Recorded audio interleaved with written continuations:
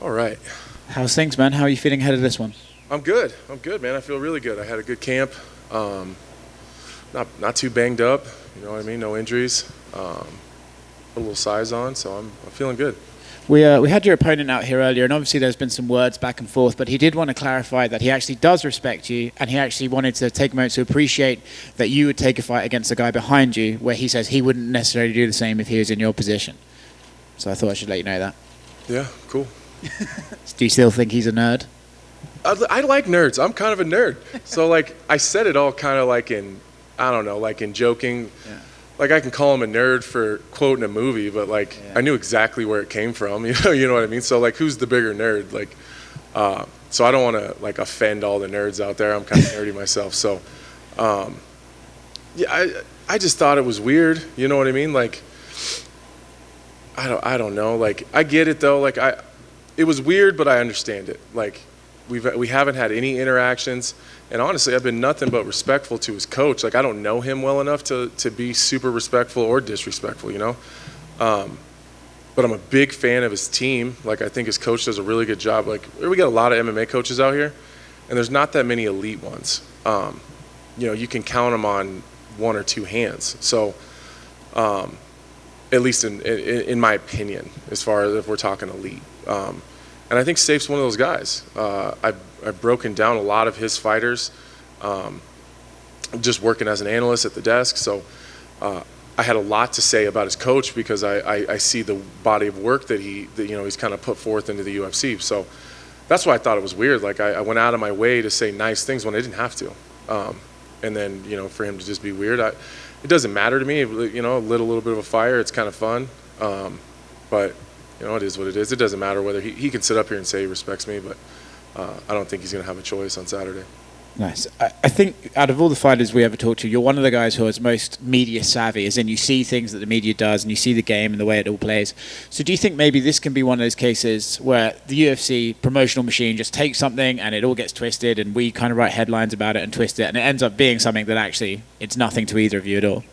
No, I think that it's not very often that I'm outspoken like that, you know, and I wouldn't even say that's out. I mean, that's about as edgy as I get when it comes to opponents, you know what I mean? Unless we're talking about Luke Rockhold or something, but or John, you know, and honestly, I've been pretty respectful to John. Like, I haven't really talked badly about. I've never talked about his personal hiccups. I've never attacked him personally. I've never, you know what I mean? Like, I've talked about some of the things he's done, you know, in the octagon or at least surrounding the MMA space, but.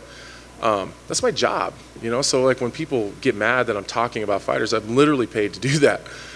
So I think it was just odd for me to like probably, you know, come out and flip him some shit. You know what I mean? I thought it was fairly lighthearted. You know, I don't think it was too. I didn't really come at him too hard. I mean, nerd is not that bad, really. No. And I said it laughing the whole time. It's not like I was attacking all nerds out there. Like I said, I'm pretty nerdy myself. So. I just don't think it's often that I kind of come at someone back a little bit. When you look at the fight itself, in terms of your attributes, his attributes, with your analyst hat on, how do you see it playing out? Where do you have your strengths? Where does he have his strengths? How do they compare? You know, I guess I've been careful not to pull the curtain too far back, but I don't think there's too many secrets here. I've said it over and over and over again. He's a fantastic athlete. He's got big power in both hands. He can shut anybody off if he lands. I don't think he carries that power late into a fight. I don't think that that's me, you know, pulling the curtain back. I think that's fairly, you know, that's out there.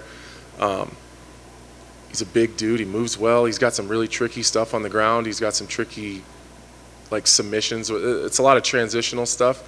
So I got to be careful where I put my neck. I got to be mindful of his hands around my neck. I got to make sure I put my hands in the right spot.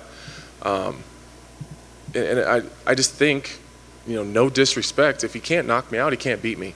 That doesn't mean he's not dangerous. It doesn't mean he's not tough. I think he's one of the more dangerous guys that I've fought recently. I thought Jimmy Crute was pretty powerful, but I think Ryan Span's, as far as, you know, stopping ability, I think that, you know, Jimmy Crute can hurt you and finish you. I think Ryan Span can completely shut you off. Taking these fights against these guys like Jimmy and Ryan, it's not something that we often see. We see guys who just want to stay at their level and only go higher. Do you take a sense of pride in that? Like, I'll fight anybody and I'll fight these young guys and prove that I'm still above them and prove there's still levels to go. Do you take pride in that? Yeah, because I've been saying that for a long time. Anyone, anytime, anywhere. I've been saying that for years.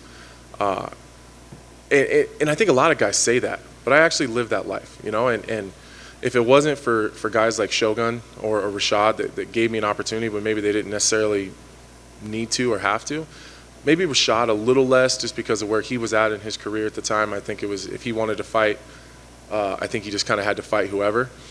But Shogun didn't have to fight me. You know, when his opponent fell out and they brought me in on like 8 days notice or whatever it was, he could have just said no. Like, he didn't need the money. You know, he was on a 3-fight winning streak. They were talking about him getting a title shot next.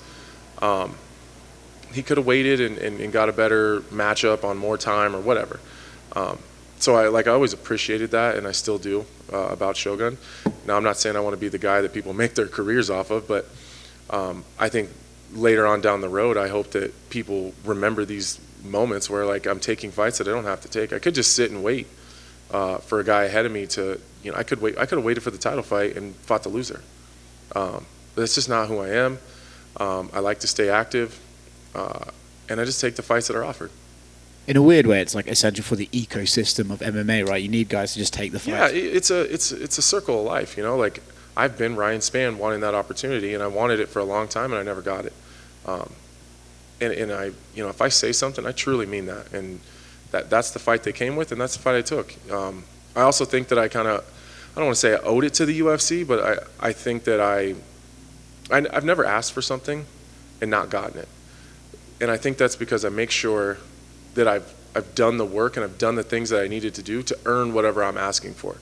So I don't ask for a lot. So this is one of those moments, I think, you know, I slipped on a banana peel a couple times, so I had to put my head down, shut my mouth. I didn't call anybody out. I didn't ask for any fights. I just put my head down and I defended my position. And, you know, after 3 straight wins, I think that I'm in a position to ask for something. Chael Sonnen often bemoans the fact that the modern fighter isn't the anyone, anytime, anywhere sort of guy. Do you think that's something that the sport has lost as it's grown? Oh, for sure. For sure. I think I'm the last of a dying breed. I've always said that I think that I was the youngest guy in the generation that's actually ahead of me. So, like, I came up with, you know, at least in my area where I grew up at, like in Omaha, like the Ryan Jensens, the Jake and Joe Ellenbergers, the Houston Alexanders, Jason Brills, like, you've never heard any one of those guys shying away from a fight. I think I'm the youngest guy in Chael's generation. So it's just not how the game is. It's not how guys approach fights. It's not how management manages careers. But that's, again, like, I sleep good at night. You know what I mean? Like, my life is going well. And although you don't always win them all, but I think that as things kind of go around in a circle, I think it always comes back to me winning. A couple of things outside this fight, because I enjoy getting your opinions on stuff. For better or worse, recently you seem to have become the advocate for guys should never have the towel thrown in and all that sort of stuff, and they should fight regardless. When you see something... Oh, no. It's not that I don't... Personally for you, at least. Personally for me, I think the fight should be stopped more often. I think coaches should step in when... speaking of, you know, bringing Chael up, Chael said that the towel shouldn't be thrown in when your fighter can't continue. That he thinks it should be thrown in when your fighter can't win anymore. I think that's a little bit extreme.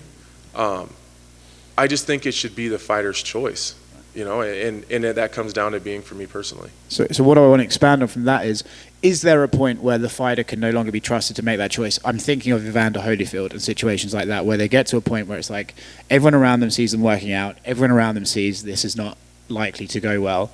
At what point can it no longer be their choice? Well, I think we're talking about extremes for sure. I think there's a lot of gray area in the middle, and I think that's where things get a little dicey. I don't personally think Evander Holyfield should have been in there fighting. I think Evander knows that. You know what I mean? And I think it comes down to paychecks, and I think that fighters, when it gets to the end of their career, I think the end of the career guys and then the towel throwing in situations are totally separate. Like, I don't know if I'll ever be able to stop on my own. I just don't. Because I've always said, like, I think I'll retire when I don't think that I can compete at the highest level anymore. But, like, fighters are pretty delusional. I don't know if I'll ever actually believe that. You know what I mean? I feel like I could be Evander Holyfield's age and be like, man, if I could just land that big shot, I could, you know. Yeah, I think he feels that way too. I do think there's a moment where people need to step in for sure, 100%. Do you think there's something to be said, and again, I'm asking your opinion on it, and it's just an opinion, but when you're someone like Vitor and you get in there and you see Evander throw the first jab, you must know, like, oh, he is 58. Mm-hmm. Is there a part of you that thinks maybe that guy, as a legend, should kind of help him get through the fight, or do you think Vitor did the right thing, did his job, got him out of there? I think it depends on the fighter. I'm not sure. I think I think I probably would have just helped him along and let's just get out of here whole, without putting yourself in any danger. I mean, you're going to have to land shots. That's just part of it. But I'm not sure that I could have gone in there and just, lit up Evander Holyfield like that after seeing him move like that. But I think we all know Vitor is a different beast. You know what I mean? So I do think that there's those situations that do happen where, I think there's, I don't know, like a mercy rule kind of, like Vitor had to have known that like this wasn't going to go well for Evander Holyfield. So, and if he didn't, he would have realized fairly quickly. Very quickly he would have realized. So I think it depends on the fighter. I think there's a lot of guys like Vitor out there, but I do think there's a lot of guys like me that would have just, let's just get this shit over with, and get my paycheck and get out of here. Last thing for me, and I only asked you this because of previous comments you made. Last night, Dana White was here, very heavily advocating for Jake Paul to fight Anderson Silva. Would you be interested in watching that fight? For sure. That's the fight that I think needs to happen. I just want Jake Paul to fight someone good. If he fights Anderson Silva, I'll shut up, and I'll stop being so critical. If he fights him and he even looks looks okay doing it, I'll shut up and give him his props. Like, I've never hated on Jake Paul fighting. I think that everyone deserves the opportunity to fight. I advocated for CM Punk. I think they should all do it at a high level because, what are we going to put, like, CM Punk and Jake Paul? And, like, I love the LFA, love it, but, like, is that where we're going to put CM Punk? Like, they can't even handle that type of celebrity, right? So I think Jake Paul should be allowed to fight. I think that he's taking it very seriously. I think that he trains hard. I think that he respects the art and the game. I just don't think he's very good. So what did you think of the Woodley fight and his performance in that? I thought he looked awful. And I love Tyron. I don't want to be critical of him. He's a fellow fighter. He's also a coworker at the desk. But he's stuck in neutral all the time, and it's so frustrating. It's just like, if you're gonna lose anyways, just go berserk and just throw bombs. But so that part's frustrating. But like the mistakes that Jake Paul makes are very amateur mistakes. He has natural power in his hands. That's very clear. He's an athlete. That's very clear. But if I threw a jab and my back foot came off the ground, Mark Montoya would tear my fucking head off. It just wouldn't be allowed, And he's supposed to make those mistakes at this point in his career. He's way better than he should be for the amount of time he's been fighting. I'll give him that. So I don't think he sucks. I just don't think he's very good, if that makes any sense. So if he was to fight Anderson and do well, I would stop criticizing him so much. As far as his abilities, I've never criticized the media thing. I think he's doing a fantastic job. Bringing the pay scale up and helping other fighters and all that stuff. I have no criticism there. It's just his actual abilities that I've ever criticized. Do you think it's likely he would do well against Anderson? No. Okay. I don't think so. Me neither. Thank you. Mm-hmm. Hi, Anthony. Hi. How are you? Good. How are you? Good. I just have a couple follow-up. You talk about the anytime, anywhere kind of mentality. Is there any downside to that maybe you put in all this work and you do everything, but you're not making a strategic moves for your career? Is there any fear that might come into play at some point? Not too bad. I've never turned a fight down in the UFC. It's not often that I actually get fight offers, though. So once you make it to a certain place in the division and in the rankings, like, you kind of figure out what makes sense. So, like, it always drives me crazy when you see fighters asking for a fight that doesn't make any sense. So, like, they'll call out a guy that they haven't done the research on and realize he already has a fight coming up. Or they'll be unranked and call out the number 4 guy. Or, like, that stuff never pans out, really. So anything I've ever asked for has made perfect sense, and I have a way of justifying that. So, like, I asked for Volkan Ozdemir because it made sense in the rankings. He didn't have a fight coming up. He was about to the point where he needed to get a fight booked, or he was about to. So that's what I asked for, and that's what I got. So typically I come to the UFC right away. Like I already have a name in my head typically when I fight. So if anything changes fight week, like that guy gets a fight book during the week, then I'll change that name. And most of the time, that's what I get. So they came with Devin Clark, because it was initially, like, just for some context, like initially it was supposed to be Misha Serkinov. And that's who we asked for, because at the time and kind of where I was, and I'd lost 2 fights, like that's what I thought made most sense, and that's what I got. And then Misha backed out, like last second, there was no one else available. Devin Clark was there, so that's how that fight happened. So I accepted the fight. And then it came to Jimmy Crute. That's one of the names that were on the list, so we gave him a list of like 3 guys that I thought made sense in the division, and Jimmy Crute was one of them, and that was the fight that happened. This one kind of came together kind of weird, because they offered him twice before, like on short notice, and I took it both times, and so I just assumed, like, why make any waves? It's the fight they want anyway, so let's just do that fight. And I didn't want to fight during the summer, so I said I'd wait till September, and if he wanted to wait, then that would be the fight, and that's how it happened. So I don't typically get a bunch of fight offers, but the ones I have gotten, I've taken.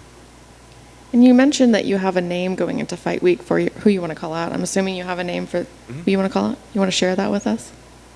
Yeah. I think I've already said it. I want Alexander Rakic again. I think that's the fight that makes sense. I know he wants to wait for the title fight, but I don't think that makes any sense. So that's one of those things where, like, doesn't really make that much sense. Like, he hasn't had any barn burner performances. He's done enough to win, which is essentially all you have to do.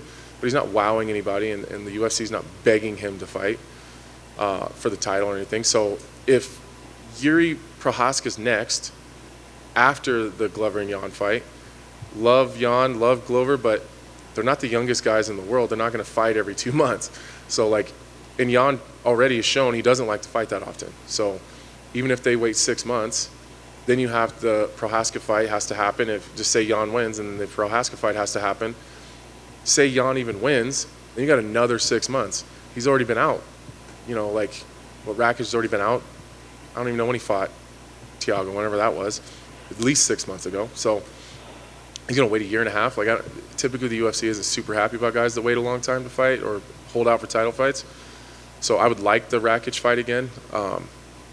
But if not, like, I feel like he's in a position where he's gonna have to fight again or get skipped. If I got to be the guy to kind of push that, I'd like to do that. You mentioned in another interview that there are climbers and defenders, and forgive me if I interpreted this wrong, but are you implying that you're a defender? Well, I think you're either in one of those 2 positions in your career. I think after the Glover fight and the Rakic fight, I wasn't in a position to ask for anyone ahead of me. So I just kind of had to defend the position that I was in, and I did that by fighting the guys that were behind me. So I think after this fight, I go in and I have a dominant performance. I don't think I have to defend my position anymore. I think I can go back to climbing, which is why the Rakic fight makes sense to me. I have to climb ahead of me. Thiago already has a fight coming up. Yuri's waiting for the title. Yuri's already got the title fight. He gets the winner. Reyes is coming off of 3 losses. I don't think that makes any sense for me. And there's really just Rakic there. So that's kind of the only guy that makes sense to me right now. Thank you. Thank you. I know you've always credited at some point the way that you're able to analyze fighters to how it's helped your career as well. When you're analyzing tape as an analyst and analyzing tape as an opponent, is it the same thing, or is there a different level of when you analyze a person? At the beginning, it was this. It was as an opponent versus as an analyst. But I found as I've gotten better at the analyst side of it, I think you actually get better, maybe a better view of who that fighter is by just breaking him down as an analyst and, like, kind of taking myself out of it. Like, what's he good at? Where's he not good?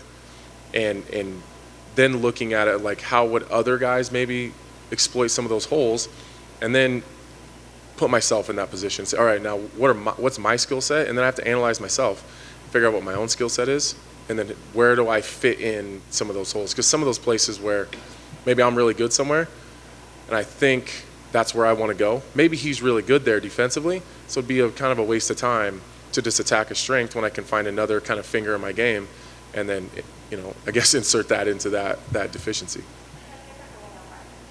All right, just one more. I guess, lastly, I guess if we're going to have one, I'm just going to cheapen it up again and go back to the Jake Paul thing. Last night, when we were talking to Dana, I have to apologize because I called him George. I reverted back to his old name. But Jorge Masvidal, Jake Paul and Jorge have been going, jawing back and forth a little bit. Should that fight ever happen, how would you see that fight playing out? Well, I'm not a decision maker by any means, so I would like to watch it. I don't know if it should happen, but I'd love to watch it. Again, it kind of goes back to where I feel like Jake is as an athlete. I think Masvidal wins that all day, barring a big shot. So I just don't see where Jake Paul wins a fight against like super high level strikers. He's been beating wrestlers and guys that are smaller. That's the other thing that kind of bothers me. He's not fighting anyone. Jake Paul's like my size, so Big boy. He's a big dude. So he's fighting welterweights. As beefed up as Tyron Woodley is, he's still like 5'7", and he's a welterweight. So I would like to see him, and that kind of goes to the Anderson thing. Anderson is his size. Anderson's also a big guy. So if he was to fight someone his size that was good, I would shut up for sure. Best of luck. Thanks, guys.